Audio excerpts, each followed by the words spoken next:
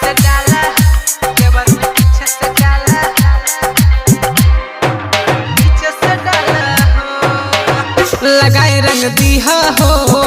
देवर जी ढोरी में लगाए रंग दिया हो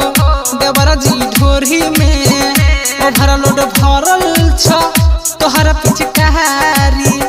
लगाए रंग दिया हो देवर जी ढोरी में ओभर लोड भरल छ तोहरा पिचकारी होली के बाहर छै गोर गाल छै हो गुलाल होली के बाहर छै गोर गाल छै हो गुलाल लगाए रंग दिया हो देवर जी ढोरी में लगाए रंग दिया हो देवर जी ढोरी में ओभर लोड भरल छ तोहर पिचकारी होली के बाहर छै गोर गाल छै हो गुलाल होली के बाहर छै गोर गाल छै हो गुलाल आगे से डाला हो देवर पीछे से डाला हो ऊपर से डाला हो तनी नीचे से डाला हो आगे से डाला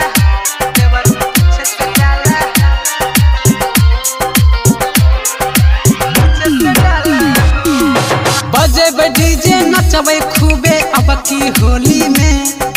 रंगबे चोली भीगबे लहंगा अब की होली में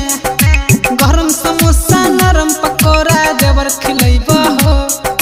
फटतै चोली फटतै साड़ी नहीं शरमैबा हो होली के बाहर छै गोर गाल छै हो गुलाल होली के बाहर छै गोर गाल छै हो गुलाल लगाए रंग दिया हो